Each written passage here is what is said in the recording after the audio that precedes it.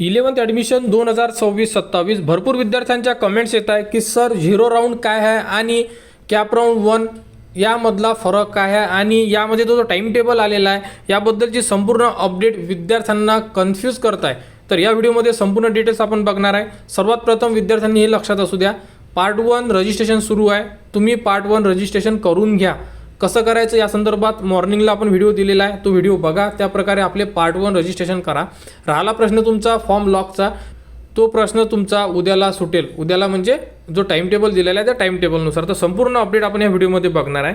Confuse व्हायचं नाही. काही असलं तर कमेंट्स करा. कमेंट्सवर तुम्हाला संपूर्ण माहिती वेळोवेळी दिल्या जाणार.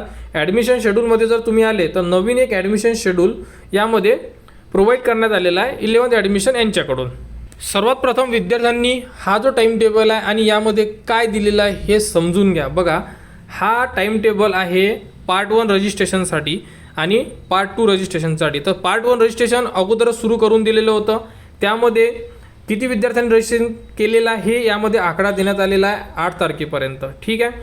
त्यानंतर 8 पासून परत विद्यार्थ्यांना रजिस्ट्रेशनसाठी वेळ देण्यात आलेला आहे, कारण 10वीचा निकाल लागलेला आहे त्यामुळे. तर 11 मे 2026 पासून 11वी ऑनलाईन प्रवेश प्रक्रियेचा भाग 1 आणि भाग 2 भरून इयत्ता 11वीमध्ये विद्यार्थ्यांना प्रवेश नोंदणी करण्यासाठी अधिकृत पोर्टलवर उपलब्धता देण्यात आलेली आहे. म्हणजे विद्यार्थी 11 तारखेनंतर सुद्धा पार्ट 1 आणि पार्ट 2 भरू शकतात. परंतु पार्ट 1 विद्यार्थ्यांनी आजही भरला तरीही चालेल.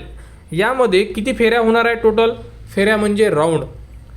तर यामध्ये 3 नियमित फेऱ्या म्हणजे रेग्युलर राऊंड 3 होणार आहे. एक ओपन टू ऑल 4थी फेरी होणार आहे, ज्यामध्ये कास्टचा उल्लेख राहणार नाही, पर्सेंटेजवर तुमचा प्रवेश होणार. त्यानंतर मुलींसाठी विशेष एक 5वी फेरी होणार आहे. म्हणजे टोटल 5 फेरी आहे. तुम्ही 4 फेरीमध्ये भाग घेऊ शकता. फेरी म्हणजे राऊंड. ओके. त्यानंतर विद्यार्थ्यांना 11वीमध्ये 0 फेरी म्हणजे याला झिरो राऊंड म्हटलेला आहे. तर याचा अर्थ काय बघा, झिरो राऊंडमध्ये तुम्ही भाग घेऊ शकता आणि नियमित कॅप राऊंड 1चे म्हणजे झिरो राऊंडमध्ये तुम्ही प्रवेश घेऊ शकता. परंतु त्यामध्ये तुम्हाला जर कोट्या अंतर्गत ॲडमिशन पाहिजे असेल तरच तुम्ही झिरो राऊंडमध्ये भाग घेऊ शकता. जर तुम्हाला कोट्या अंतर्गत ॲडमिशन पाहिजे नाही तर तुम्ही झिरो राऊंडमध्ये प्रवेश घ्यायचा नाही. क्लिअर. आणि रेग्युलर राऊंडचा जो टाईम टेबल आहे याच व्हिडिओमध्ये आपण डिस्कस करणार आहे. अशा प्रकारे टाईम टेबल आहे. हा टाईम टेबल बघा, याच्यामध्ये संपूर्ण माहिती दिलेली आहे. 0 फेरी झिरो राऊंड. 8 तारीख ते 10 तारखेच्या मदत विद्यार्थी नोंदणी भाग 1 ऑनलाईन सादर करणे, जे आपण सांगितलेलं आहे पार्ट 1 भरा. या व्हिडिओच्या डिस्क्रिप्शनमध्ये व कमेंट बॉक्समध्ये दिलेला आहे, त्याप्रकारे फॉर्म भरा. 11 ते 13मध्ये काय आहे बघा, शैक्षणिक पात्रतेची माहिती भरून अर्जाचा भाग 1 सादर करणे. 11 तारखेपासून लक्षात असू द्या. यामध्ये तुम्हाला भाग 1 म्हणजे पार्ट 1मध्ये तुम्हाला एज्युकेशन इन्फॉर्मेशन, तुमची 10वीचे मार्क्स वगैरे त्याच्यामध्ये टाकायचे आहे. त्यानंतर भाग 2 म्हणजे पार्ट 2 सुद्धा 11 तारखेला भरायचा आहे. तर पार्ट 2 कोण भरणार? फक्त कोटा अंतर्गत ज्या विद्यार्थ्यांना ॲडमिशन पाहिजे ते. तर कोट्यामध्ये कोणते ॲडमिशन आहे ते बघा. व्यवस्थापक, इन हाऊस कोटा, अल्पसंख्याक कोटा हा असते झिरो राऊंड. यामध्ये management quota, in house quota, अल्पसंख्याक म्हणजे मायनॉरिटी कोटा, ह्या 3 कोट्यामध्ये विद्यार्थी फॉर्म भरायचा असेल तरच तुम्ही या राऊंडमध्ये म्हणजे इलिजिबल असाल तुम्ही यासाठी, तरच फॉर्म भरा. ठीक आहे. आणि यामध्ये 1 ते 10 तुम्ही कॉलेजचे नाव देऊ शकता. त्यानंतर यांची मेरिट लिस्ट लागेल. मेरिट लिस्ट लागणार आहे 15 तारखेला. त्यानंतर 16 तारखेला गुणवत्ता यादीत म्हणजे प्रोव्हिजनल मेरिट लिस्ट आहे. काही अडचण असेल तर तुम्ही 16 तारखेला दुरुस्ती करू शकता. त्यानंतर 19 तारखेला तुमची अंतिम निवड यादी लागेल म्हणजे फायनल मेरिट लिस्ट, आणि विद्यार्थ्यांना शाळा अलॉट होणार आहे म्हणजे कॉलेजेस तुम्हाला अलॉट होणार आहे हे 19 तारखेला. ठीक आहे. अशा प्रकारे ही ॲडमिशन प्रोसेस चालेल. 20 तारखेला रिक्त जागा येतील आणि त्यानंतर पहिली जी फेरी होणार आहे म्हणजे राऊंड 1 यामध्ये A to Z विद्यार्थी फॉर्म भरू शकतात. तर ती प्रोसेस सुरू होणार आहे. सर्वात प्रथम हा झिरो राऊंड त्यांनाच आहे ज्यांना कोट्या अंतर्गत ॲडमिशन घ्यायची आहे. इन हाऊस कोटा आहे, जसं की जिथे 10वी आहे तिथे 11वी असेल तर 11वीला प्रवेश घ्यायचा आहे का. जे विद्यार्थी मायनॉरिटी राहतात, मायनॉरिटीचे ज्या जागा राहतात त्यामध्ये ते विद्यार्थी अप्लाय करू शकतात.